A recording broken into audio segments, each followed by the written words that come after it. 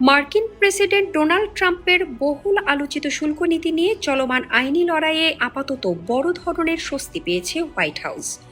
যুক্তরাষ্ট্রের একটি federal appeal আদালত ট্রাম্প প্রশাসনের আরোপ করা 10% বৈশ্বিক আমদানি শুল্ক আপাতত বহাল রাখার নির্দেশ দিয়েছে। ফলে মামলার চূড়ান্ত নিষ্পত্তি না হওয়া পর্যন্ত বিদেশি পণ্যের ওপর এই অতিরিক্ত শুল্ক কার্যকর থাকবে।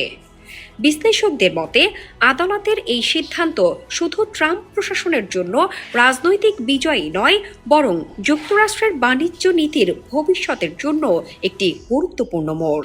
বৃহস্পতিবার যুক্তরাষ্ট্রের ফেডারেল সার্কিট কোর্ট অব আপিলস নিম্ন আদালতের দেয়া স্থগিতাদেশ সাময়িকভাবে স্থগিত করে দেয়।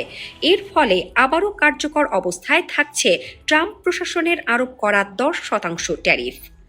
আদালত বলছে এই মামলায় ফেডারেল সরকারের জয়ের সম্ভাবনা রয়েছে।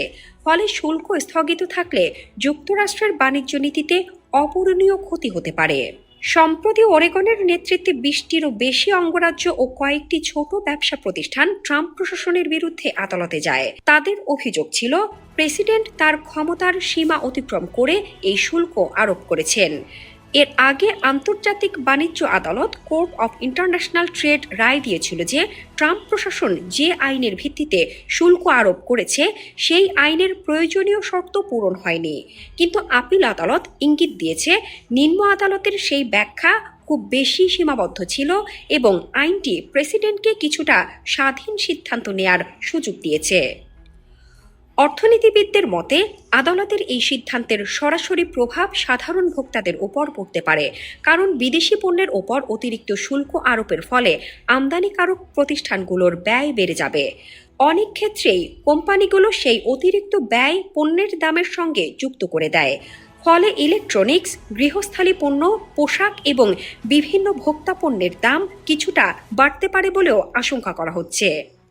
এদিকে আদালত নিজেও স্বীকার করেছে এই ট্যারিফের কারণে ব্যবসা প্রতিষ্ঠানগুলো আর্থিক চাপ, মুনাফা হ্রাস এবং ব্যবসা সম্প্রসারণে বাধার মুখে পড়তে পারে।